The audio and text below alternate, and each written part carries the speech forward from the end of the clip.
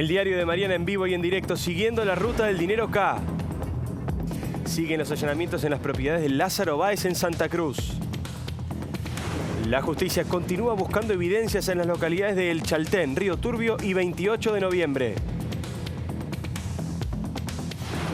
Desde que comenzó el mega operativo a cargo del fiscal Marijuán, se encontró un bolso con $90.000, una supuesta bóveda de 300 metros cuadrados, autos de alta gama, joyas y una mansión de lujo sin estrenar. Nuevo aumento a los combustibles. El alza supera el 30% desde diciembre. En algunas estaciones de servicio del conurbano, el litro de nafta super se vende a 19 pesos. Durante el mes de mayo se esperan incrementos en subte, gas, cigarrillos, medicina prepaga y carnes. En vivo, ¿qué podemos hacer para que el salario le gane a la inflación? El collar de la discordia. Hugo Moyano le regaló una costosa alhaja a Mirta Legrand y estalló la polémica. Juana Viale le exigió a su abuela que done la joya porque dice que es mal habido.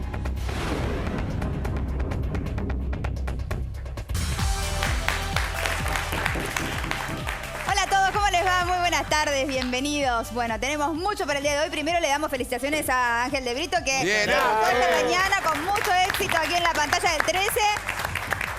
Bautizó la mañana. Gracias a vos, tenés mucho que ver también. Feliz de verte con tus chicas. Era como que ya el programa hacía rato que estaba. Sí, cotorreaban desde hace rato. Eso pareció, ¿viste? Sí, fluyó muy bien. Muy bien, así que bueno, las mañanas del 13 están angeladas a partir de ahora, así que les fue muy bien también, así que suerte. muy bien, lindo arranque, muy lindo arranque. Bueno, vamos a hablar un poquito de Lázaro Báez, sigue siendo obviamente el tema de la ruta del dinero acá, noticia, se descubrió la famosa bóveda que supuestamente Fariña había revelado que existía. Allí estaba, ¿no? Apostado Marijuán esperando que apareciera y la encontraron en la estancia, la chacra La Julia. Era un lugar bastante grande, no había dinero adentro, por supuesto, pero sí parecía ser un lugar destinado por lo menos a guardar muchas cosas, ¿no es cierto? Por otro lado, hay muchas más propiedades de las que se suponía que había. Primero dijeron 50, cuando llegó al sur Marijuán dijo que eran 150, ahora son 212. 212, exactamente. Fue creciendo. Van subiendo. Hoy hay allanamientos en el Chaltén. Nosotros estamos con nuestro móvil allí en el sur. En cualquier momento entramos en conexión con Martín Candalaf, que tiene toda la información. No volvió más, Martín, me parece volvió, que Martín. se va a quedar a vivir. Marijuán volvió. Sí. Marijuán volvió. Martín Candalaf, mándenle abrigo. Martín Candalaf está ya haciendo guardia. Marijuán volvió, anoche estuvo en televisión, cosa que sorprendió bastante, y habló, por ejemplo, de por qué Martín Báez no está preso, ¿no? Que es algo que venimos de alguna manera preguntándonos todos. ¿Qué explicación dio al respecto? A ver, con mucha prudencia, Marijuán, en general hay que decir que esto que os marcabas de las propiedades es el corazón de la investigación. Primero, porque lo venimos diciendo hace rato ya en este programa, las propiedades vacías y sin uso son un claro signo de lavado de dinero, prácticamente que eso ya está acreditado en la causa. Nadie compra 150 casas para no utilizarlas, eso ya está absolutamente incuestionado en el expediente. Y por otro lado, la prudencia del fiscal Marijuán a la hora de referirse a Martín Báez. Dijo que él no puede detener a alguien si no hay elementos en la causa, porque eso sería ilegal, y pensar en detener a alguien para que hable otra persona es casi que como ejercer tortura sobre aquel individuo que no merece ser detenido. Bueno, nosotros creíamos que había muchos más elementos contra Martín Báez, el fiscal dice que no los hay y que en caso de que los hubiera él va a pedir la detención, pero que considera que todavía es prematuro. Lo cierto es que se viene especulando mucho acerca de qué va a hacer Báez, ¿no? Tiene que declarar este jueves y cuál va a ser la estrategia que va a utilizar. ¿Va a ser él un arrepentido? Digamos, ¿se va a cargar todo al hombro y va a decir yo soy el único responsable y de esa manera dejarla a Cristina afuera, a su hijo afuera y todos? ¿Va a agarrar la ley del arrepentido y de alguna manera quedar él beneficiado y terminar perjukando a quienes... Hay muchas dudas, Mariana, hay muchas dudas por varios motivos. Primero, por la actitud que ha tenido hasta ahora, históricamente, Lázaro Báez. La única vez que habló del tema fue aquella conferencia de prensa un poco errática, cuando él mostró una bóveda que en realidad era una bodega, o al revés. Nunca se supo bien. Efectivamente, lo que cree la justicia es que eso era una bóveda. Después no habló nunca más del tema, nunca más se refirió a esto. Es un hombre muy parco, muy callado. Y la verdad es que hay versiones muy fuertes que indican las dos cosas al mismo tiempo. Son contradictorias. Hay versiones que dicen, Lázaro Báez está pensando pensando seriamente en declarar como arrepentido. Él no quiere ser el último, no quiere que haya un techo sobre su cabeza, él quiere responsabilizar a los demás y así salvarse él y salvar a su familia. Y por otro lado, el fin de semana, Carlos Pagni también hoy en La Nación, cuentan que, bueno, ha sufrido presiones, Lázaro Báez, que ha tenido algunos emisarios, el abogado, sus hijos también, amenazas, ¿no? pero que ha tenido incluso visitas de algunos ex hombres de la inteligencia kirchnerista de la Argentina que podrían estar intentando influirlo para que no hable. Lo cierto es que sabemos cómo está Lázaro Báez dentro de la cárcel y vamos a hablar de eso dentro de un rato. Cómo la está pasando, cómo se está sintiendo, qué es lo que está pasando alrededor de Báez, quién está, quién lo visitó, cómo se encuentra. Todo eso dentro de un ratito. Primero el informe, dale. La Julia, cerca de El Calafate, es una de las tantas estancias que Lázaro Báez tiene en la provincia de Santa Cruz. En los allanamientos realizados por la justicia, se encontró un espacio escondido de 300 metros cuadrados que podría haber funcionado como una de las bóvedas donde se ocultaba el dinero de la Ruta K. En La Julia encontraron una bóveda. Las fotos son las que ustedes están viendo ahora. Primero vieron la bóveda y después cuando bajaron se dieron cuenta que había una puerta reforzada de metal que se abre para afuera, es decir, todas las puertas reforzadas se abren para afuera básicamente como para que no puedan ser barreteadas, por ejemplo. Una medida de seguridad bastante llamativa. Cuando la abrieron, se encontraron con una habitación que había sido tapada por escombros y tierra. Guillermo Marijuán, fiscal a cargo de los megaoperativos, afirmó que los allanamientos fueron exitosos, aunque todavía no se puede determinar que ese espacio secreto hallado en La Julia haya sido una bóveda. ¿Qué uso se le pudo haber dado en otro momento? Por el momento no se lo puedo asegurar. Si usted me pregunta si eso hoy actualmente es una bóveda, le digo no, es un espacio que está por debajo de una casa. Desde mi punto de vista fueron exitosos en el sentido de que contribuyen probatoriamente en la causa de manera contundente.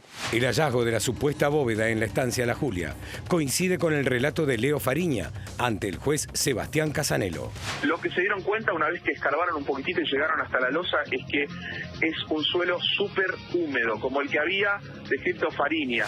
Si bien la situación de Lázaro Báez es cada día más complicada, no parece serlo tanto para su hijo Martín, que también está procesado, pero en libertad por la causa del dinero K. En una entrevista para un programa de televisión, el fiscal Marijuán dijo que podría ser un acto ilegal poner en prisión al hijo del empresario santacruceño. Mucha gente me ha traído esta inquietud de la posibilidad de avanzar sobre la detención de Martín Báez con el propósito de que cante el de padre. Que su padre declare, su madre. Usted dice que es el equivalente a una tortura eso. Por supuesto, podría ser un acto totalmente ilegal. La pesquisa de la justicia por tierras santacruceñas se reanudó esta mañana en 3 localidades. Se están allanando 3 propiedades en Río Turbio, otras 3 en 28 de noviembre y una más en el Chaltén. Sin embargo, las propiedades más importantes de Lázaro Báez ya fueron inspeccionadas y está previsto que en el día de mañana regresen a Buenos Aires todos los efectivos federales que desde hace una semana están trabajando junto a la justicia en la provincia patagónica. Bueno, esto de alguna manera podríamos decir confirma lo que declaró Fariña, ¿no es Confirma cierto? lo que declaró Fariña. La duda está, y insisto con esto, utilizo la palabra prudencia porque es como está actuando ahora el fiscal Marijuán, porque naturalmente encontraron un espacio, efectivamente era igual al que había descrito Fariña en su declaración como testigo protegido o como arrepentido. Efectivamente encontraron el lugar, lo que pasa es que adentro no encontraron dinero. Sería temerario por parte del fiscal decir, sí, esto era una bóveda si él no encontró pruebas al respecto. Sería increíble que hubieran encontrado dinero. Por ¿no es supuesto. cierto? O sea, es pero quiero evidente decir, que dinero físico va a ser muy difícil que encuentren, salvo que sea un escondite ultra secreto, sí. 20 metros Y el bajo dinero tierra. está en las propiedades. Eso es lo que hay que marcar porque es importante. Tiene 212 casas. Si eso no es dinero, ¿dónde está el dinero? Claro. Lo cierto es que sería... Y el lavado también se puede comprobar sin el dinero físico, o sea, con las propiedades, ¿no es cierto? O sea, ¿cómo se compró esto? Es que en realidad, para que haya delito de lavado, justamente no tiene que haber dinero físico. El lavado es que ese dinero físico que era negro se haya metido en el circuito blanco. ¿Cómo? Con la financiera La Rosadita, por ejemplo. Hay 2 vías de lavado clarísimas en esta investigación y así lo entiende el fiscal Marijuán y así lo entiende el juez Casanelo. Una vía es la desviación de dinero al exterior. Lavado clarísimo. Sí. Esa es la primera de las investigaciones. La segunda vía de lavado es esta, es las propiedades. Si vos tenés dinero en efectivo negro, no es lavado, es dinero negro, es dinero robado. Para que haya lavado, ese dinero tiene que haber sido ingresado en el sistema. ¿Cómo? Y 212 propiedades es un buen camino. ¿Qué está pasando con las propiedades? Digo las propiedades en plural, sé que es una principalmente, la de Uruguay, pero el vecino de al lado tiene los containers. Todo indicaría que el campo de al lado también podría ser de Baez, ¿no es cierto? Siempre se sospechó que los campos de alrededor también eran de Baez. Se habla específicamente de uno que es el Entrevero, el cual hace poquito fue allanado 14 también. millones de dólares. 14 millones de dólares la compra. Una operatoria muy similar a la compra que se hizo aquí en Mendoza, por la cual, recordemos, estuvo preso Fariña hasta hace algún tiempo y probablemente vuelve a estarlo en algún momento por esta causa o por la ruta del dinero K. Siempre se ha sospechado que en los alrededores también tenía que ver con Lázaro Báez, justamente por este tema de los containers que vos mencionás, Mariana. Son 8 containers o 6, no sé, 6 o 8 containers que no han podido allanarse, o sea, no se sabe lo que hay adentro. Sí, no se ha es podido raro determinar, que haya 8 containers en un espacio. No se ha podido determinar. Eso son, a ver, esas fotografías, vos sabés que las tenía Nico Winiaski, como siempre, hace unos meses o unas semanas, no recuerdo bien. Y bueno, y recuerdo que nos llamaba la atención justamente eso, que había containers muy llamativos, muy poco frecuentes en el campo de al lado. O sea, desde el Entrevero, el campo efectivamente investigado. Y eso no se está pudiendo veía allanar eso. todavía. Y no, bueno, porque en principio en los papeles eso no pertenece a Lázaro Báez. Claro. Ahí hay que hacer diligencias diferentes. De todas maneras, la justicia uruguaya ha colaborado bastante con esta investigación. Siempre que se ha requerido alguna diligencia, esto se ha hecho. O sea, están investigando también. De hecho, antes de la aparición del video de la Rosadita y demás, acordate que se decía que se investigaba más rápido en Uruguay, en Estados Unidos y en Suiza que en la República Argentina. Ahora, hoy lo escuchaba así. a la Nata temprano con ustedes ahí en Mitre y estaba en el pase con Longobardi y Marcelo planteaba un poco la idea de que están las bóvedas y se ve que en algún momento hubo dinero, pero que ya voló, todo eso se hizo, vaya a saber dónde está. Y la Nata defendía la idea de que para él la plata tiene que seguir estando porque es tanta la plata que no tenés dónde guardarla, ¿no? Un poco seguía ese alineamiento lo que decía Jorge. Yo, a ver, por sensación mía, yo estaba más cerca de Longobardi de lo que planteabas vos, pero la Nata está convencido. Igual Nico Winiaski es otro que también te dice, no, van a encontrar... Bueno, lo que yo insisto que es irrelevante. Eso es lo que yo quiero dejar claro. Siguiendo la lógica de Néstor Kirchner y su enamoramiento del dinero y de verlo y tocarlo y olerlo y tenerlo a mano, digamos, sí podríamos creer que la plata está física, pero con el desaparecimiento de Kirchner y Lázaro Báez a cargo de la administración y todo lo que se generó y la sospecha y demás, es evidente que han comprado propiedades con ese dinero. Pero por supuesto, eso es lo más importante. Lo que hay que ver es dónde está el dinero. ¿Está en un pozo? Tal vez, qué sé yo, han cavado y no han encontrado. Está en esos espacios que hay que decir que no es que se encontró un espacio de casualidad metido en una casa. Todas las casas son la casa de Batman. En todas las casas, exactamente. Sí, tienen puertas y puertas dobles, la baticueva, eso. Realmente es impresionante, porque vos podés decir, bueno, casualmente en una casa había un doble fondo, doble pared, 300 metros cuadrados. Puede pasar, invisibles que tocas y atrás hay otro. Exacto. Se convierte en otra cosa, es una cosa rarísima. Hay 2 puntos acá, 2 puntos. Primero, que ese tipo de espacios, como vos decías, Mariana, esas especies de baticuevas estaban en prácticamente todas las propiedades. Segundo punto, si esto era, digamos, un defecto arquitectónico de las propiedades, ¿por qué Fariña conocía la existencia de ese espacio? Si no era un espacio habitable. Claro. No es que vos invitás a alguien a tomar el té a tu casa y le decís, bueno, esta es la habitación, este es el living. Que es un arquitecto y se interiorizó de cómo estaba hecha la chacra. Vos imagínate, bueno, este es el living, esta es la habitación, abajo hay un espacio vacío que no usamos para nada, tiene 300 metros cuadrados. Te lo cuento porque por ahí te interesa. Es raro que él conociera la existencia de eso. Bueno, son todos elementos que van dando la certeza. Marijuana lo puede confirmar porque, insisto, estaría cometiendo un acto temerario al decir que él vio algo que no existe allí. Pero lo importante es que lo que dijo Fariña, los planos que mostró Clarín la semana pasada y nos contaba aquí Claudio Saboya, efectivamente acaban de ser comprobados por la justicia. Antes de seguir con la charla, vamos al sur. Allí está Martín Candalaft en el Calafate. ¿Cómo estás, Martín? Contame todas las novedades de los allanamientos del día de hoy. ¿Qué tal, Mariana? Buenas tardes. Quinto día de allanamientos, lo decían ustedes. Por primera vez, estos operativos de allanamiento a las propiedades de Lázaro Báez se dividen en 3 ciudades diferentes de aquí de la provincia de Santa Cruz, de la Patagonia Argentina. Hay 2 operativos que se están realizando en las ciudades de Río Turbio y 28 de noviembre, que quedan en el sur de la provincia de Santa Cruz. Allí, en principio, están por comenzar los allanamientos en 3 propiedades en Río Turbio y 3 propiedades en la localidad de 28 de noviembre. Lo que las autoridades autoridades especulan es que ahí Lázaro Báez tiene 600 hectáreas. Seguimos sumando hectáreas, ¿no?, a las propiedades que tiene Lázaro Báez. También se están realizando allanamientos en la localidad del Chaltén, acá muy cerca de donde estamos nosotros. En principio se hablaba de que se iba a allanar una propiedad, que es una chacra muy parecida a la que apareció el viernes aquí en el Calafate, que queda a más o menos unos 25 kilómetros de la localidad del Chaltén, camino al Lago del Desierto. Pero información que nos llega desde el Chaltén, y esto lo vamos a decir en potencial porque en estos momentos las fuerzas de seguridad, la Policía Federal y las distintas fuerzas federales que están realizando allanamientos están reunidas en el comando del Chaltén. Y se especula, se dice, insisto, lo vamos a decir en potencial, que uno de los allanamientos que podrían producirse en el Chaltén sería en el Hotel La Aldea. Y es muy importante esto. ¿Por qué? Porque ese Hotel La Aldea, que, insisto, podría ser allanado, pertenece a Cristina Fernández de Kirchner y a la familia presidencial. Hasta el 2013 ese hotel fue gerenciado e inclusive fueron accionistas mayoritarios tanto Lázaro Báez como Martín Báez a través de la empresa Valle Mitre. Luego ese hotel quedó en manos de la presidenta. O sea que estarían allanando una propiedad de la expresidenta. Sociedad Anónima. O sea, Martín, para pasar en limpio lo que estás diciendo, es una de las informaciones. Podrían allanar una propiedad de la expresidenta, de la cual Báez hoy por hoy no es propietario.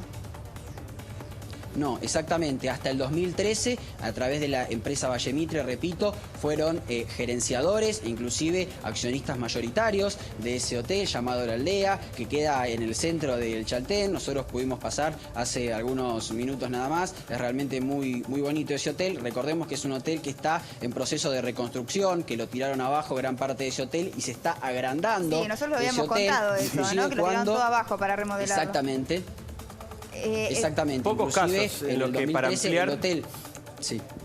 No, decía, perdón Martín, ¿no? Pero decía pocos casos en los que para ampliar un ala del hotel lo derrumban entero, ¿no? Curioso. ¿Qué tiene de particular este allanamiento, no? Porque llevaría directamente a la expresidenta. Si esto efectivamente ocurre, obviamente se puede empezar a vislumbrar en esta investigación, en este recorrido, la conexión Báez-Cristina Fernández de Kirchner, que es lo que falta para conectar, obviamente, el lavado de dinero con el famoso delito precedente, que es este delito que tiene que haber existido antes para que ese dinero sea ilegal y por eso tener la necesidad de lavarlo. En este caso sería el sobreprecio. No, en este caso lo que sería es la última parte. ¿Te acordás del recorrido de Fariña y el retorno? Exactamente. ¿Por qué? Lo decíamos la semana pasada también.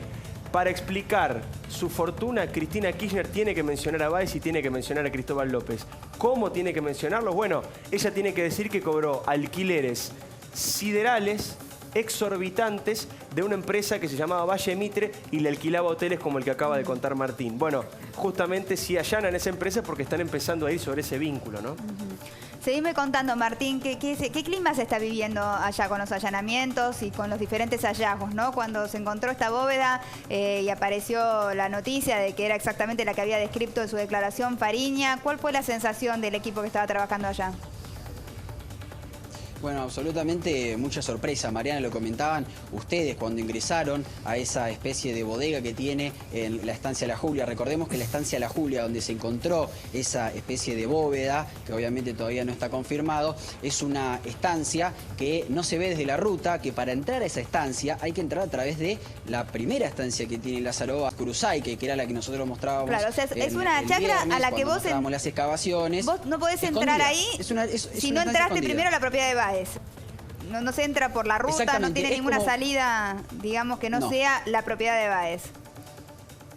No, de hecho había un camino que llevaba directamente a La Julia y el propio Lázaro Báez hizo eliminar ese camino para que solo se pueda entrar a esa estancia a través de Cruzaique. La Julia, para que tengamos idea, es la estancia más vigilada que tiene Lázaro Báez. Por eso llamó mucho la atención y fue coincidente, obviamente, lo decíamos, con el relato de Leonardo Fariña cuando bajaron a la bóveda bajaron a la bodega y encontraron esa compuerta que llevaba a la bóveda. Pero insisto, estamos hablando de la estancia La Julia, muy vigilada, con cámaras de seguridad, con distintos cordones perimetrales de árboles que recubren toda esa estancia, con mucha, pero mucha seguridad privada, con mucha vigilancia en cuanto a cámaras de seguridad. Realmente sorprendió el hallazgo de esa bóveda.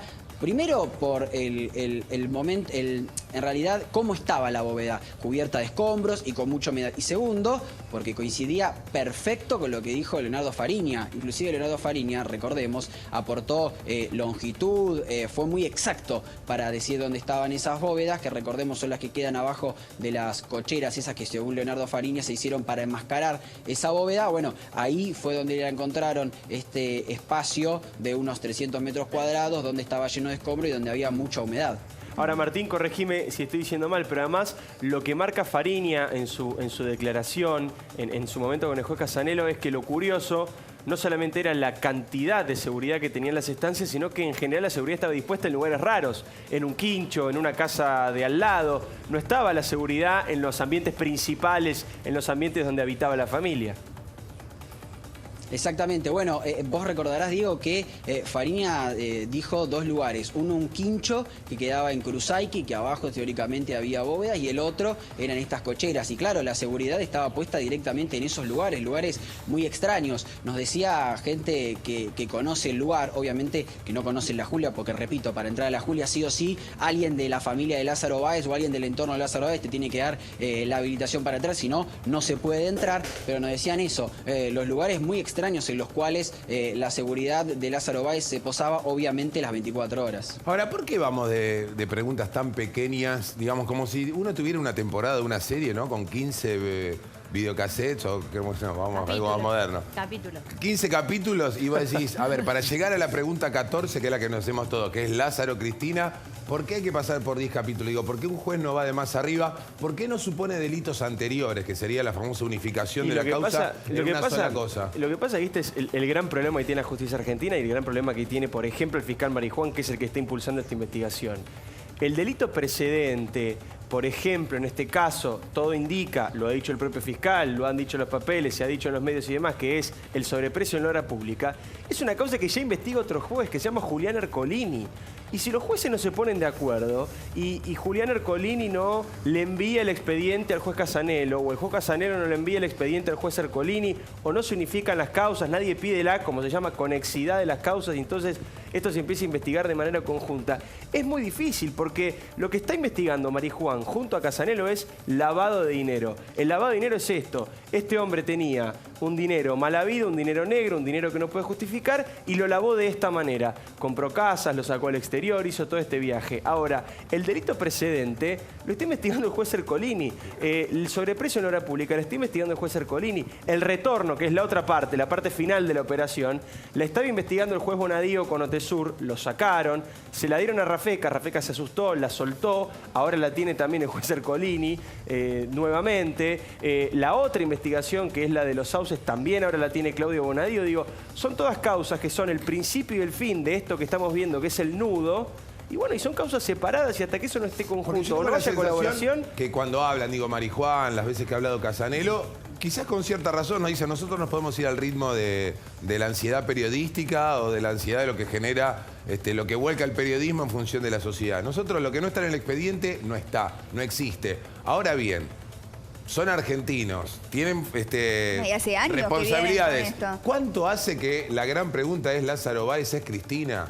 ¿O se puede comprobar eso? Digo, ¿por qué no se hacen la gran pregunta más que las pequeñas preguntas como van ahora paso a paso? Y en esta causa Marijuán le imputó a Cristina. O sea, Cristina está imputada en la causa de la ruta del dinero K después de la declaración de Leonardo Fariña. Mientras Fariña hablaba, el equipo de la Fiscalía número 9, que es la que comanda el fiscal Marijuán, estaba redactando la imputación a la expresidenta Cristina Kirchner. Digo, en ese sentido hay un avance importante. Si efectivamente, como dice Martín, se allana un hotel de Cristina que fue administrado por Báez, hay un avance en el nexo. Ahora, es lo que venimos discutiendo en este programa, es lo que ha dicho Margarita. ¿Estamos viendo?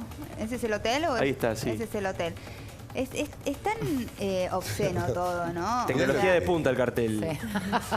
Comic Sans. Cerrado hasta 2017. Gracias. Felicidades, falta de poca. Está en la aldea. Que tenga un buen año. Recordemos que Lázaro Báez le pagaba por este hotel a Cristina, cuando lo administraba, alquileres 24 veces superiores al que le paga el actual administrador. Claro. Digamos, eso también demuestra el delito. Cuando vos no podés explicar por qué alguien te paga 24 por algo que vale 1, eso también es algo que la justicia investiga. Y todo, ¿no? Las distintas chacras, las propiedades que se allanaron, tenían muebles embalados, muebles que nunca se habían usado. Espantosos además, pero embalados. Sí, el horrible. Y todo para nadie. No lavaron plata con decorador. Con buen decorador. La verdad que llamaba la atención eso, ¿no? Sillones de repuesto, ahí estamos viendo, sí. ¿no? No sé, los se te rompe un lavarropa, bueno, anda a buscar otro Ahí depósito, están los muebles todos embalados sin usar. O sea, como la idea de comprar y acumular para de alguna manera poner el dinero en alguna cosa, ¿no? Juguetes y ropa de niños había también.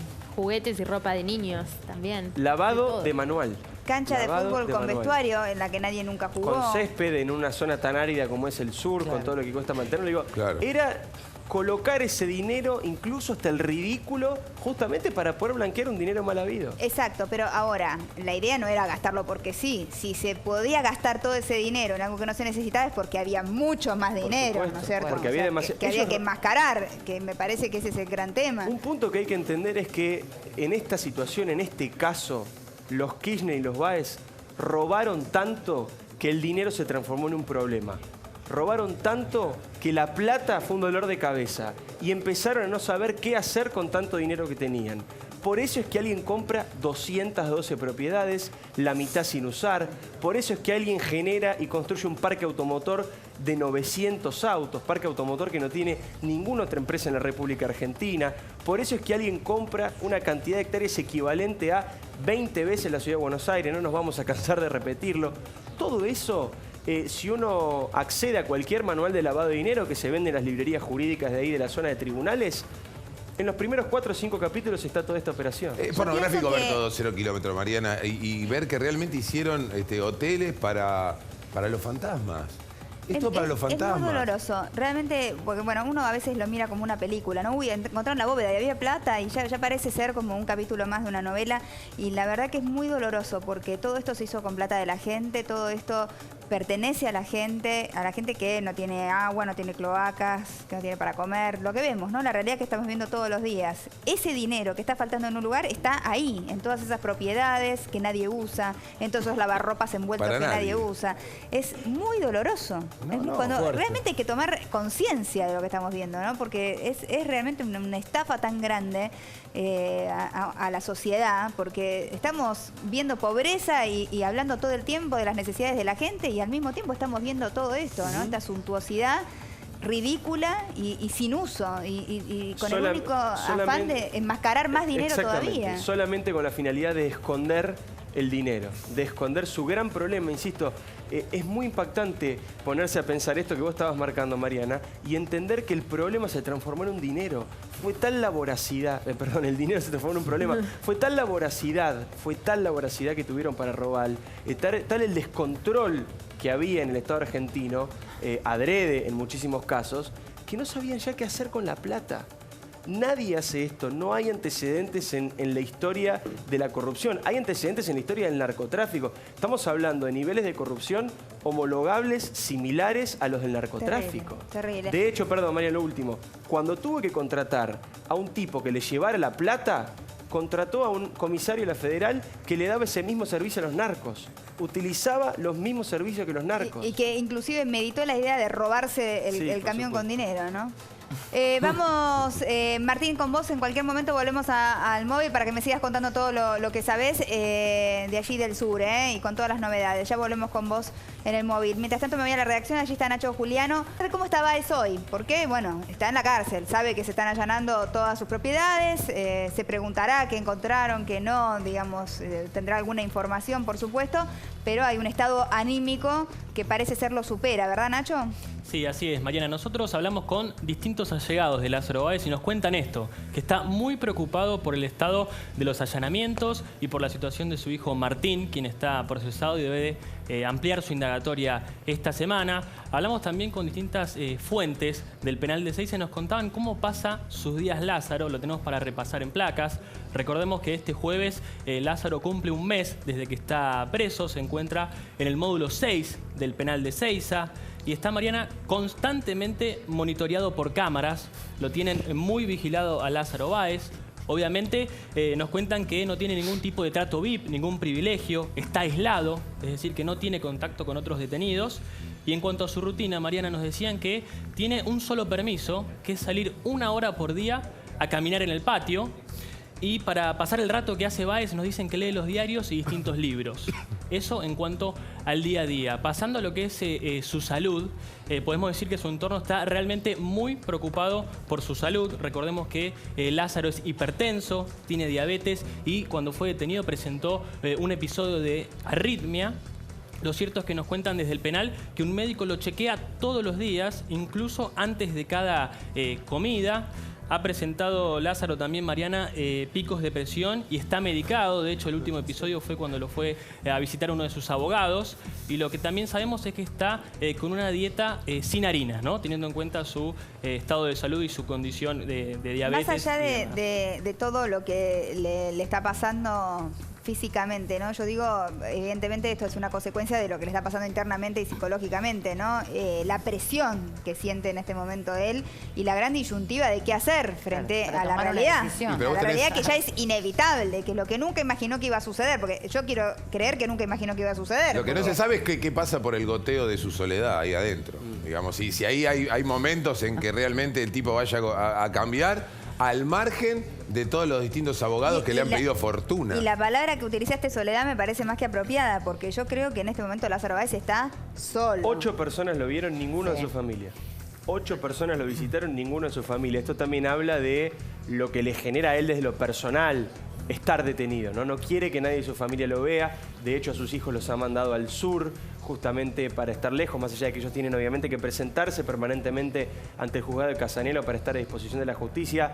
Tiene muchísima presión, Mariana, no solamente por la presión efectiva que hay en contra de él, sobre él, la presión social, la presión mediática, la presión judicial. Esto que contábamos, estos interlocutores que aparecieron de repente, gente que ya no se sabía a qué se dedicaban, como ex espías del Estado argentino, que aparecieron, dieron sus opiniones, aunque nadie se las haya pedido. Y por supuesto también la presión que él mismo siente, porque sabe que el destino de la causa de corrupción, tal vez más grande de la historia argentina, está en sus manos. Él decide hasta dónde llega la investigación. Exactamente. Es muy fuerte ese peso, ¿no? Y también la seguridad de su familia, y él decide lo que le va a pasar a toda la gente que está involucrada en la causa, ¿no? O sea, lo que él hable es fundamental. Acá hay un límite, hay una especie de grieta, si se quiere, para usar una especie de metáfora o de techo, que es Lázaro Báez. De Lázaro Báez para abajo, esto es una causa de delincuentes privados, empresarios que se aprovecharon del Estado argentino y cometieron delitos y lavaron dinero. De Báez para abajo. Y llega a ser el único, o sea, si quedamos en Báez, es el único responsable. Y ahí termina, como máximo responsable de una especie de red delictiva. Por supuesto que esto es insuficiente, porque nadie va a poder explicar jamás de dónde sacó el dinero y hacia dónde fue, porque además de las propiedades, ese dinero después terminaba en el bolsillo de Cristina. Pero si se pasa esa línea, si se pasa esa división... Que dependerá de la justicia, ¿verdad? Que depende en mucho de la investigación de Casanelo y de Marijuán y de los otros jueces que yo mencionaba. No solamente de lo que él declare. Ercolini, Bonadío, etcétera. Lo que quiero decir es, él tiene la gran posibilidad de ayudar a la justicia a transitar, a cruzar ese puente que deja a la actividad privada como único protagonista y lo une con los funcionarios públicos. Recordemos que los funcionarios públicos no pueden ser arrepentidos. No, tendrán la lucidez suficiente como para saber ante qué escenario está. Digo, porque vos te vas juntando, o se pudo haber juntado con sus abogados y le dijeron, mira, pues escenario A, escenario B, escenario C, ¿no? Y él puede estar dándose cuenta que uno de los escenarios que le plantearon está ocurriendo, hace un mes que está preso. Ahora, ¿tendrá la lucidez suficiente como para leer efectivamente y para confiar en los abogados? Digo, porque después ¿a qué te referís con lucidez? Si es realmente inteligente, si es un estratega. Para saber para saber dónde está parado él. Y digo, y frente a lo que te pueden plantear los abogados. El tipo de pena a la que se enfrenta hoy, es lo que se puede enfrentar en este momento, es por evasión impositiva, por fuga de divisas e inclusive por una quiebra fraudulenta. Lavado, porque él se puede... pero el lavado de activos, si toda la plata la recibió en blanco, él lo que hacía era después volverla negra, no era que no la recibía en blanco, a no ser que esté pegado a otro tipo de delito.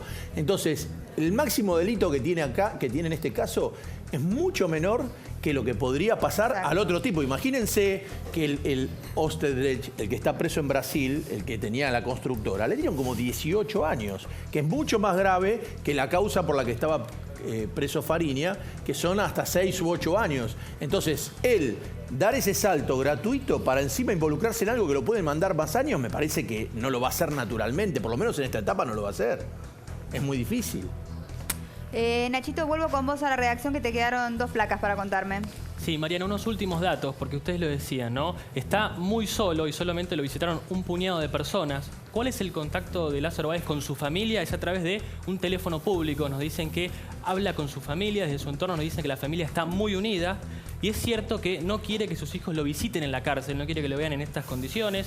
Lo decíamos antes, está preocupado por la situación de sus hijos. Y también lo decían ustedes recién, que habría pedido protección a la justicia por sus hijos, por estas supuestas amenazas. Y para cerrar, Mariana, el jueves es llamado a indagatoria, debe ampliar su indagatoria frente al juez Casanelo. Y lo que decíamos recién, las visitas, hubo empleados y amigos del círculo íntimo que lo fueron a ver, y también abogados defensores y terceros. ¿Por qué decimos terceros? Porque sabemos que lo fue a visitar, por ejemplo, Fernando Burlando, que esa visita se habló mucho, ¿no? Seguro. Y estará él escuchando todas estas voces y tratando de ver qué dice su corazón, su cabeza, ¿no? Hacia dónde va con su billetera. Su billetera. Bueno, ya la billetera, yo creo que ya a esta altura debe detestar el dinero. No sé, no me imagino que... Y si no habla, evidentemente no. Me parece que pasa más también por el tema de la seguridad de sus hijos. Yo creo que ahí es como que habrá tomado conciencia de golpe, ¿no? Y ahora los quiere cuidar. No sé, bueno, quizás viste, el hecho de la impunidad en la que han vivido todos estos años también hace sentir que quizás nunca iba a pensar que iba a terminar preso. O que inclusive yo creo que cuando se llega a robar en esta escala y se llega a delinquir de esta manera, hasta se autoconvencen de que lo que están haciendo no está mal.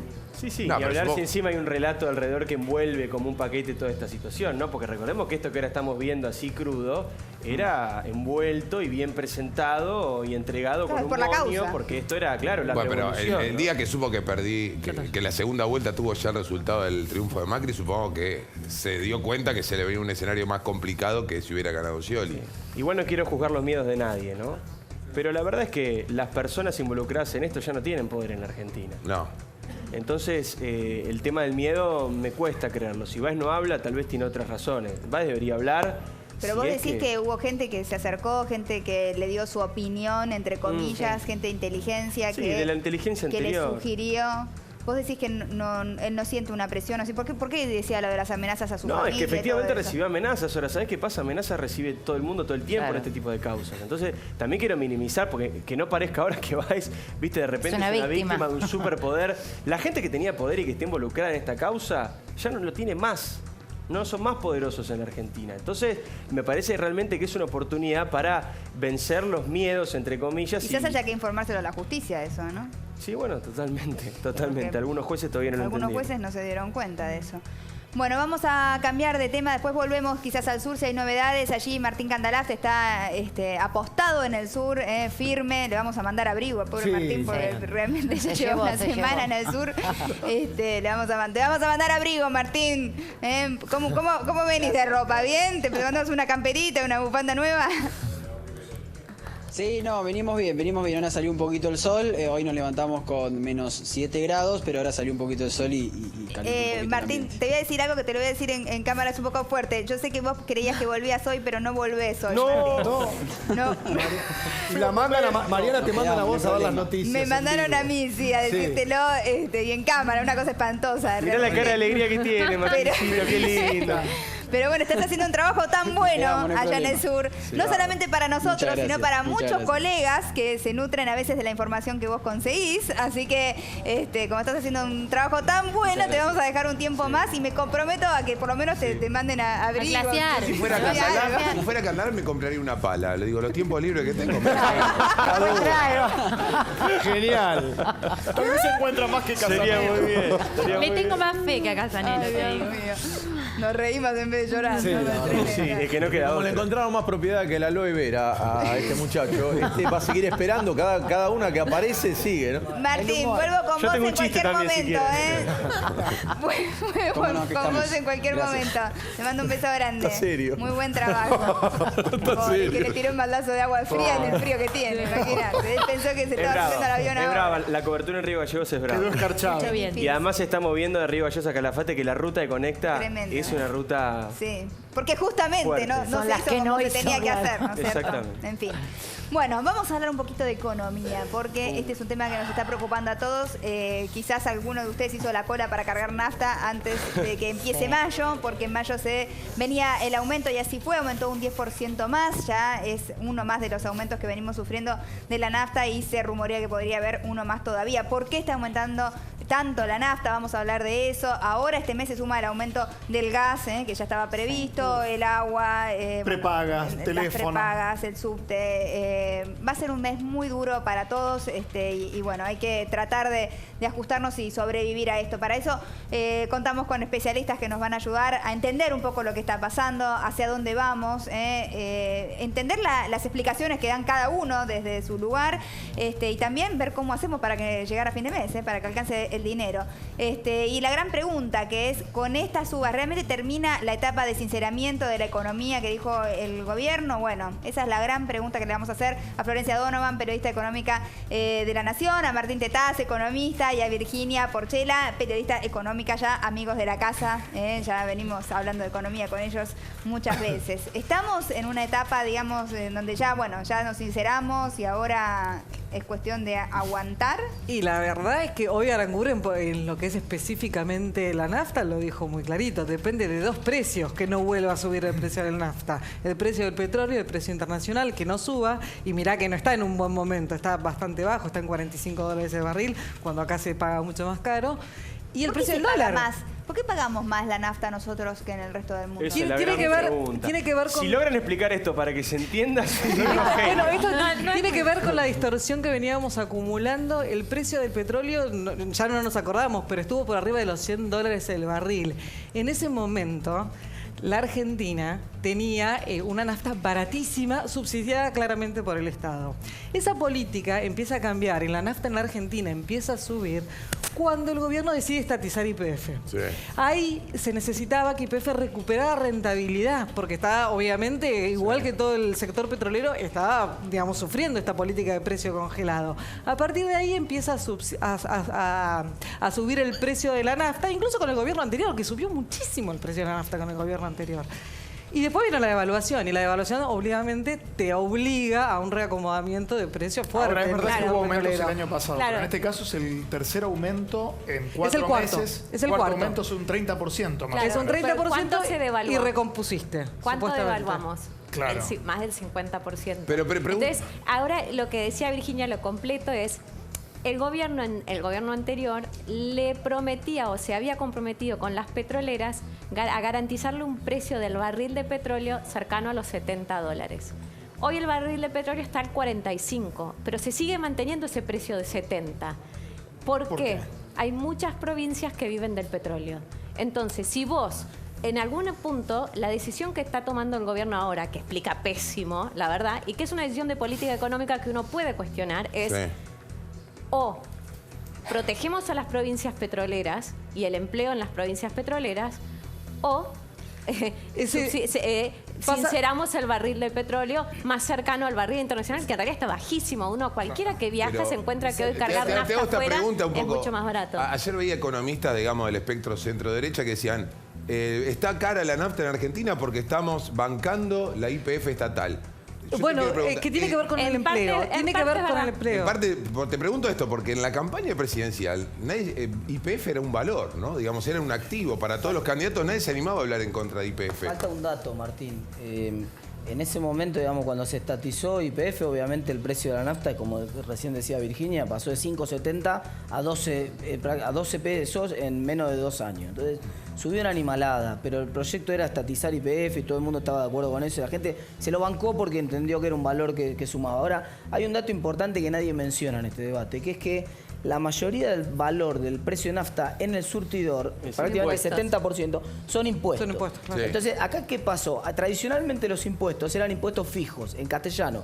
Era una cantidad de plata. Ponele 5 pesos del precio de nafta era impuesto. Entonces, si subía el petróleo, subía nada más que un porcentaje pequeño del precio del bien, porque los impuestos seguían en 5 pesos. Ahora el impuesto Pero es ahora el porcentual. impuesto es un porcentaje. Entonces, ahora en realidad, lo que está haciendo el gobierno es defendiendo a los trabajadores del sur. Es verdad, hay 350.000 familias que dependen del precio del petróleo y que tampoco parecen dispuestas a hacer un esfuerzo, porque esas son las que también tendrían que decir, bueno, che, no ganemos 40.000 pesos por mes, ganemos un poco menos. Ahí tenés un tema con el gremio petrolero, claro, que es de los más fuertes que hay en el país. Hay un tema de si defendemos el salario o el puesto de trabajo. Están defendiendo las dos cosas. Bueno, pero es el único gremio, parece una cosa solo para el están defendiendo tres cosas. Vamos a entender en castellano que bueno, estamos todas las discusiones de ganancias en general empiezan por la enorme presión que suele imponer el gremio petrolero. Vamos a empezar las tres cosas. Claramente tiene las tres cosas se están defendiendo. Se está defendiendo el empleo de los trabajadores petroleros, con el cual creo que estamos todos de acuerdo. Sí, si hay que hacer un esfuerzo para bancar eso, todos lo haríamos. Pero también se está defendiendo que los trabajadores petroleros ganen 40.000 pesos por mes. Ya no sé si están todos de acuerdo. Y lo tercero que se está defendiendo es que el Estado es un socio en cada uno de estos aumentos. Entonces, acá había una oportunidad para que el Estado dijera, muchachos, yo acá voy a hacer el sacrificio yo. Voy a sacrificar ingresos fiscales. Que suba solamente lo que tiene que subir el petróleo. Y ese esfuerzo no parece dispuesto a hacerlo. Ese es el problema que está apareciendo en general con las políticas económicas del gobierno. El propio Aranguren dijo que la reformulación esta impositiva de la que habla Martín está en los planes y que el gobierno la quiere cambiar, quiere volver a una suma fija para que el impacto no sea tan grande. La pregunta es, bueno, si ese es tu plan, ¿qué tal si lo vamos poniendo en marcha para ir paliando un poco? Virginia, nunca porque se les va pasando de malas noticias. Cuando dijeron que los precios iban a retrotraerse a noviembre, los estamos esperando. Sí. Ahora el nuevo controlador o este registro de precios se pospuso 10 días más como para saber justamente cuál es el valor de los alimentos. Sí. Y ahí va el punto. Si el combustible cuesta caro es una cosa, pero el combustible tracciona todos los valores de los productos transportables. La gran pregunta es cuánto va a afectar la inflación. Tanto. No sé, eso no te preocupes tanto, porque mira, el combustible. No me preocupo, lo termino pagando, no te preocupes. No, eso no es así, no, Luis. El combustible es 0,2% del IPC, no pesa mucho en el IPC, y pesa otro 0,2% más en lo que se llama la ronda secundaria, por los costos. Porque hoy, en realidad, es un cuarto del costo de transporte. Un cuarto del costo de transporte es el combustible. Entonces, ¿y vos te parece que lo trasladan así? Ese 10% en realidad son 2,5 puntos nada más del aumento del costo de transporte.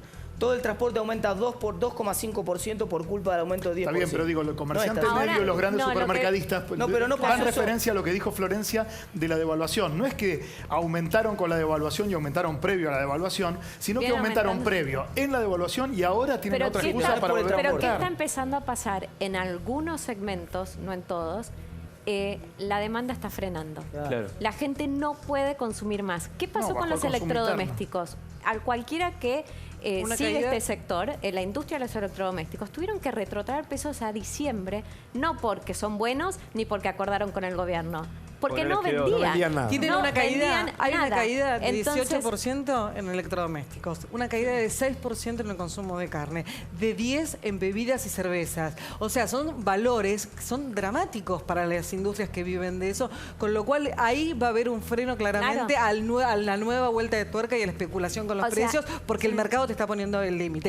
Y esa es la filosofía del gobierno, lo cual es dramático también. La gran filosofía del gobierno es que el mercado se regule. Bueno, pero y lo que hay es un enfriamiento de la economía un poco potente. La gran pregunta es esta. Vos recién decía Florencia, me parece que coincidimos todo lo mal que comunica el gobierno, sobre todo en este tipo de situaciones. Sí, las malas medidas las comunica peor que las buenas. Sí, pero solo... el que no sabe comunicar las buenas, imagínate las malas. Pero digo, la pregunta me parece, ¿no? Es sobre el plan antiinflacionario. Pratgay ha dicho hace poco, me ha tocado entrevistarlo, insiste en que el gobierno efectivamente tiene un plan inflacionario. Salió hace poco también Javier González Fraga, que es un economista que no está en el gobierno. Pero muy cercano al gobierno, es decir, en los próximos 30 días vamos a empezar a conocer realmente cuál es el plan inflacionario de la Argentina. ¿Ustedes pueden decirnos cuál es, si es que hay? El plan en gran medida, y ellos te lo admiten, es frenar la economía. Es frenar el consumo, que de hecho ya está pasando.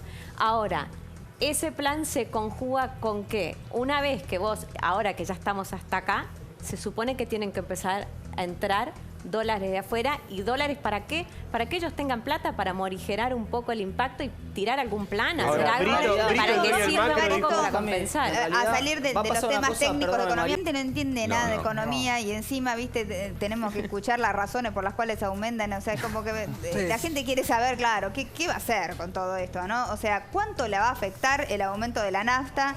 En cuanto a los precios en general, digamos, ¿cuánto va a afectar la inflación, este aumento, el que viene, digamos, ¿cuánto va a estar las cosas el mes que viene? Es que pueden seguir habiendo aumentos, además, por ejemplo, por las inundaciones, perdón, ¿no? Ese es otro factor. Estás rodeado de dos mujeres, es muy difícil para vos. Es un mal día, si mete una palabra entre dos mujeres... Estamos hablando de Martín, que no es un... Encima están las dos vestidas casi iguales. No, por eso son los maramas de la economía. Están aportando muy buenos datos. Además nos venimos en composición. Martín es el Enrique Pinti de los economistas. Claro, son del mismo equipo, Florencia. No, es casi un boicot. Están aportando datos muy jugosos, así que... Pero yo lo que quería decir, fíjate lo que va a pasar ahora. El día 10 de próximo, o sea, el lunes, el martes que viene, la semana que viene, se va a conocer el índice de precios de la Ciudad de Buenos Aires. Y va a pasar un shock, va a haber un shock. Se lo estoy anticipando. ¿Lo bueno o lo malo? No, malo. Va a ser el shock va a ser el número después del de abril del año 2002, que fue 10%, te va a ser el segundo más alto, porque va a ser cerca de 8. La discusión entre los economistas es si va a dar un poquitito más de 8 o un poquitito menos que 8. Pero va a dar aproximadamente 8,1, 8,2%. Ahora, lo paradójico de esto, que 6 puntos de eso es por el tarifazo. Y el resto de los precios de la economía están subiendo menos que los meses anteriores. Miren qué paradoja se está dando. Entonces, el gobierno en realidad lo que está mirando es esa inflación, lo que llama el gobierno la inflación subyacente. Sí. El resto de los precios de la economía, que no son los precios que suben por decreto, digamos, ¿no? Es buenísima la de la inflación subyacente. Que son los precios que Hold out, riesgo país. Aprendimos tantos términos económicos nuevos. Ese es un término que... Ahora inflación core. Todos hablamos de inflación core. Es como sinceramiento. Uno quiere un poquito más de hipocresía. No, que no deja de ser cierta. Explícame qué es la inflación subyacente. La política monetaria, cuando vos me preguntaste cuál era el plan de gobierno. El plan de gobierno es sacar dinero de la economía, hacer una política monetaria, sea lo contrario de lo que había antes. Antes el gobierno tiraba dinero por un helicóptero, ahora el gobierno pasa con una aspiradora. Entonces, esa es la política económica central para bajar la inflación. ¿Qué inflación bajás? La inflación de fondo de la economía, la inflación que se llama inflación núcleo o inflación subyacente. ¿Esa qué es? Hay dos conceptos que no se cuentan normalmente en la inflación, no porque no pesen en el bolsillo, que pesan un montón, sino porque las causas son otras de los aumentos. Los precios regulados aumentan porque un día el presidente o el secretario de Energía dice aumentan los precios. Los precios estacionales tampoco. Por ejemplo, nadie va a venir ahora a decir que bajó la inflación en Mar del Plata porque sale más barato alquilar en abril que en enero. Eso es una obviedad, es una razón estacional. Entonces sí, corrés los lácteos, vos corrés los precios estacionales de lado, corrés los precios regulados de lado. El resto de los precios que te quedan, que es básicamente el supermercado, digamos, el resto de los precios que te quedan se llama inflación núcleo. Pero la poesía se topa con la caja del supermercado cuando la gente va con la escritura de la casita para comprar un kilo de queso a 200 mangos. Sí, claro. Entonces, ¿cuándo van a bajar esos productos? Está bien, pero eso es otra cosa. Esa inflación, la que dice Martín, que es la subyacente, que no contempla ni tarifas ni precios estacionales, se está desacelerando. Ahora, lo que pasa es que para el bolsillo uno no la siente. La inflación ahora, se supone que la gente, está bien, no lo va a sentir porque obviamente va a tener que pagar más gas, que ahora vamos a ver cuánto es que vamos a tener que pagar más de gas y todo, ahora vamos a hablar de ese tema. Va a tener que pagar más para transportarse, ¿no? El subte aumenta y ya aumentó el colectivo y demás. Pero cuando vaya al supermercado va a notar que no aumenta tanto. Claro, digamos, eso es lo que nos vendría a sorprender. El drama es que igual sigue aumentando. El drama es que la sensación térmica, que es la que dijo Luis. Fíjate, Luis no dijo cuánto aumentaban. Luis dijo, va al supermercado y tiene que poner la escritura para comprar un queso de 220. No, yo los registro, son productos que consumo habitualmente. Pero eso es un dato que está bien. El queso alto, el precio del queso, como cualquier otro producto que esté altísimo, quiere decir que no hay inflación si vos vas el mes siguiente y sigue saliendo 220. Claro. Pero sigue siendo carísimo. Sigue carísimo. Porque paradójicamente, que vos digas que la inflación se frena, que no estén aumentando tanto los precios, es compatible con que sigan carísimos los precios del supermercado. Martín, pero la política... Pero está bien, para esta diferencia que marca Martín, es el corazón de este debate. Cuando se dice que la inflación núcleo se está desacelerando, no es ni de casualidad, casi digo ni en pedo, ni de casualidad que los precios están bajando o que los precios están baratos. Lo que están diciendo es que están subiendo un poquito menos que antes. Es el ejemplo que da él. Que ya tienen, o sea, ya han subido tanto que tienen margen. Claro. Acá es donde vamos a hablar de qué ha pasado con los empresarios y con los supermercados, que ahora parece se viene el 10 de mayo un boicot a los supermercados, sí, ¿no? Pero Mariana, digo, supongamos que, frente a este esquema de enfriamiento de la economía, de como decías, pasar la aspiradora, es muy gráfico. Pero eso no es enfriar la economía. Está bueno, no. Es al revés. Cuando se baja la inflación en general, todas las experiencias de reactivación de la economía, desde el plan austral, pasando por el plan de convertibilidad, hasta el plan Labaña en el año 2002, que efectivamente lograron bajar la inflación, generaron reactivación en la economía. Pero en el medio caes. Pero ¿qué te pasa si, digo, el viernes pasado hubo un acto multitudinario donde dijeron, mira, poder de convocatoria tenemos, la próxima es un paro. Hay una ley antidespidos esperando. Con la ley antidespidos, a mí alguien de Cambiemos me dijo, si sale, la vetamos. Y vos decís, bueno, si la vetan, ¿Cómo reaccionan los muchachos que el viernes te coparon el centro porteño que representan al movimiento trabajador? Ya están dando un poquito marcha atrás y Figueroa ya salió a decir, depende qué ley salga. O sea, hay un margen de negociación. Pero ese me parece que es el gran problema que por ahí está enfrentando hoy este gobierno y que tiene que ver, por un lado, con la cuestión técnica, con lo que puramente se puede o no se puede explicar, lo que sea, pero lo otro con la expectativa. Había una expectativa de que en determinado momento se diera vuelta el ciclo y empezáramos a encarar un horizonte un poquito más despejado. Y la verdad que esa expectativa se está empezando a sofocar otra vez. Está corriendo. Vos sofocaste esa expectativa y sofocaste la esperanza que tenías de que a fin de año la cosa anduviera un poco mejor. Me falta un dato. Yo coincido con Virginia que fue un gran error el momento de la suba del combustible, fue un gran error del gobierno. Ahora, hay un dato. Falta un precio que no subió todavía. El único precio que no subió todavía es el salario. Y están entrando todas las paritarias. Están entrando todas las paritarias, están empezando a entrar, cerrarse muchas paritarias y las otras se están negociando al ahora. 20. Y entonces el gran desafío es, ahora los paritarios te van a generar 30, 35, en una, en dos, en tres cuotas de aumento salarial. El gran debate es, ese aumento va a hacer que recuperen un poco los salarios. Los próximos meses, ¿va a bajar efectivamente la inflación y entonces con ese aumento la gente va a hacer pie? Ese es el gran desafío. O va a seguir la inflación alta y por lo tanto ese aumento se lo van a comer y en 2 o 3 meses otra vez estamos. Contestamos la próxima que venimos. Ahora seguimos conversando de ese gran desafío que está por delante y que el gobierno dice tener claro que eso va a suceder. Ahora lo queremos ver, ¿no es cierto? Obviamente, ¿no? Ahora seguimos hablando. La nueva campaña de Fargo te muestra todo lo que puedes poner en un pan. Fargo, mira. Yo puedo mantener el equilibrio en todo como en un sándwich. Zapatos caros y divinos por un lado y vianda por el otro. Así de fácil. Muchas gracias, qué rico. Me dan ganas de comerme un rico sanguchito. Bueno, nos vamos a tener que ir a un corte. Hoy tenemos un programa más corto, porque hay fútbol después. Así que hoy terminamos antes, así que nos tenemos que apurar porque ahora vamos a seguir hablando de esto que estábamos charlando aquí de economía. Si tenés dudas acerca de si estás o no estás embarazada, te presentamos EvaTest Signos Plus. El único test de embarazo de fácil lectura que muestra el resultado en signos. Mira. Nuevo EvaTest Signos Plus. Mucho más fácil de hacer porque el diseño se adapta a vos. Y mucho más fácil de leer porque muestra el resultado en signos. Vos sabés que en EvaTest podés confiar. No. Ahora estábamos hablando que se hizo un EvaTest a la mujer y que le dio positivo y ahora son 2 mellizos. El gran producto de EvaTest, el próximo que va a ser shock en el mercado, no va a ser que te anuncie si estás embarazado o no. Va a ser que te anuncie cuando vienen 2. Claro. Porque el vino vino por partida doble. Mellizos. Así que lo voy a necesitar. Le regalo a las chicas un EvaTest para ver si es contagioso. Bueno, bienvenidos los mellizos. Felicitación. Pausa, enseguida volvemos, dale.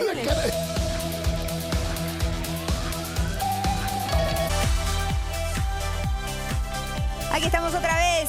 Enseguida seguimos hablando de economía, Esto que estábamos hablando un poquito antes de irnos a la pausa. ¿Será que después de todo esto sale el sol? ¿Después de esta tormenta sale el sol? Esa es la gran pregunta. Ahora vamos a seguir hablando con nuestros especialistas. Recupera tu cabello con Joanek. Es muy fácil. Llama a Joanek al 48160066 y solicita tu consulta y sesión sin cargo. Mira. Y contanos, ¿por qué viniste? De verdad yo siempre tuve muy buen pelo, pero el tiempo pasa. Y se puede estar mejor. Eso es lo que yo decía, no solamente hay que venir porque a uno se le cae el pelo, también es una forma de recuperar la juventud en el pelo.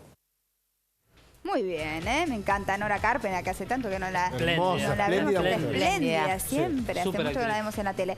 Bueno, gracias a Ricardo Maidana, director del Palacio de la Papa Frita, por el exquisito catering de todos los días. Hay algo de chocolate rico vi pasar. Tremendo, no me Maidana. llegó todavía, ahora en el corte voy a hacerle honor. El Palacio de la Papa Frita, donde siempre son las 12 para comer. Muchas gracias. ¿Vieron el nuevo desafío Simmons? Una persona recostada en un colchón Beauty Rest mientras un camión circula a sus espaldas y él ni lo percibe. Disfruta un Simmons Beauty Rest, el único diseñado para... Fundamental este colchón para la salud de la pareja, porque no hay nada peor que estar durmiendo y el otro se acuesta tarde y te mueve el colchón y te despierta. Ni hablar. Lo mejor es la parte del camión que pasa por arriba. Ya seguimos hablando de economía. Pausa, ya regresamos.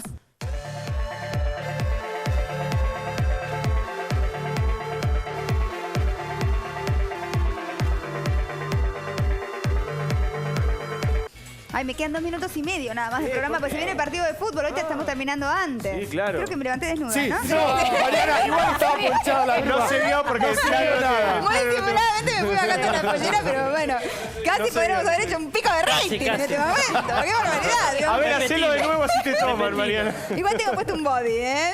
Así que no pasaba nada. body, Van a ver. salió el Sí, le mando un beso a Karina Rebolí, que tiene toda una línea de ropa interior hermosa. Me encanta.